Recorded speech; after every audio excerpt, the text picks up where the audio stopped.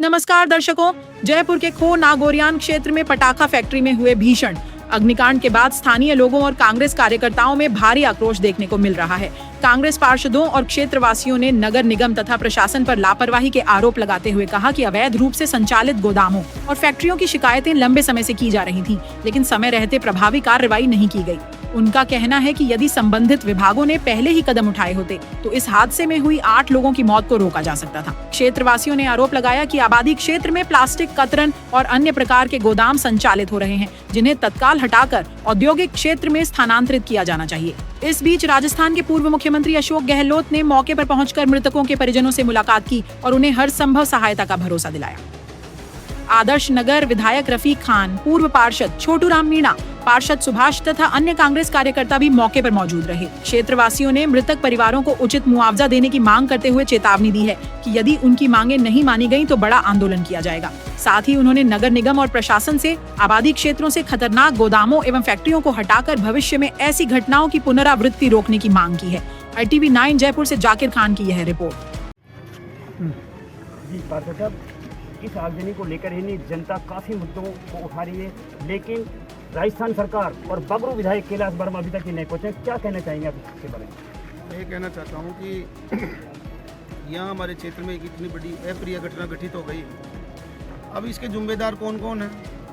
पहले सरकार के नुमाइंदे विधायक जो यहाँ से जीत के गया है, ये बगरू विधानसभा का पार्ट है जो आगरा रोड को जोड़ता है, और हम बगरू विधानसभा के लास्ट कॉर्नर पर बैठे हैं। लेकिन जयपुर शहर में नगर निगम में हमें जोड़ा जाता है, जो शहरी क्षेत्र भी बोला जाता है। यहाँ एक अवैध फैक्ट्री चलती थी, बारूद की फैक्ट्री चलती थी। इसके अंदर 8 बच्चे शहीद हो गए। परिस्थितियाँ कैसी भी हो सकती हैं, ये सही था या गलत था, ये विषय जांच का है, लेकिन देखने का विषय तो यह है कि 8 बच्चों की जान चली गई और जिम्मेदार लोग अभी भी कानों पे जू नहीं रेंग रही उनके। मैं कहना चाहता हूँ कि इसका जो जिम्मेदार है, सबसे पहले तो पुलिस थाना खो नागोरियान। आज सभी क्षेत्रों में पुलिस थाना खो नागोरियान का जितना भी क्षेत्र है, बीट कर्मचारी लगाया गया। बीट कर्मचारी इसलिए लगाया जाता है कि वो हमेशा छोटी सी मोटी गतिविधियों को देखेगा। अगर कोई गतिविधि, अवैध गतिविधि पाई जाती है, उसके बारे में वो जानकारी करेगा, अपने संबंधित अफसर को कहेगा, जिसमें उसका प्रभारी लगाया जाता है। जो अफसर वो ASI होता है, असिस्टेंट सब इंस्पेक्टर होता है। उससे भी बात नहीं बनती तो अपने SHO सर्किल इंस्पेक्टर को बताएगा, ACP को बताएगा। एक इनका सिस्टम है। उसके बावजूद भी यहाँ ये गतिविधि चल रही है। ये स्पष्ट ये जगह ये कहती है, जो मेरे पीछे है, कि यहाँ से बंदी जाती थी, और जब बंदी जाती है कांस्टेबल से लेकर SHO तक जा रही है। पूरा थाना क्यों नहीं सस्पेंड किया इन्होंने? 9 कर्मचारियों क्यों सस्पेंड कर दिया?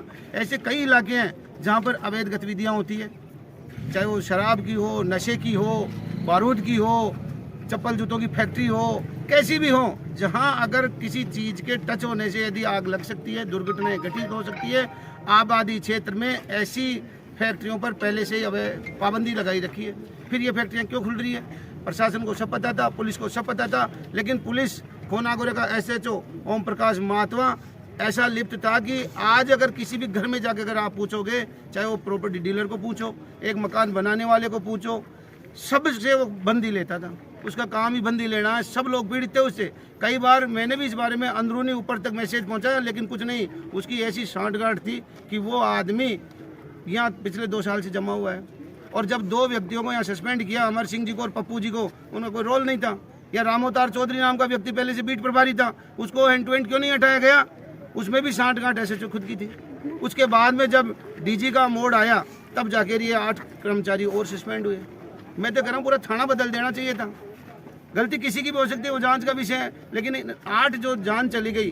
दूसरी बात ये देखिए, सरकार का विधायक कैलाश वर्मा को कहीं भी किसी भी परिवार को कोई पीड़ा पहुंच सकती है, लेकिन विधायक की मॉरल ड्यूटी बनती है इंसानियत के नाते पहुंचने की, घटनास्थल पर तुरंत पहुंचना चाहिए। मेरा कार्यकाल 6 महीने पहले खत्म हो गया, अक्टूबर में मेरा खत्म हो गया, लेकिन जैसे ही मुझे सूचना मिली, मैं कोर्ट में था, मैं कोर्ट से सीधा यहाँ पहुंचा और मैं लगातार यहाँ खड़ा रहा। मैं पिछले 3 दिन से यहाँ परेशान हो रहा हूँ, क्योंकि मेरी अंतरात्मा मुझे झकझोर कर रही है। मैं जिस क्षेत्र में रहता हूँ, पला बढ़ा हूँ, यहाँ का अन्न का दाना मैं खाता हूँ, 8 लाशें एक घर से निकली है, 8 परिवारों के चिराग चले गए।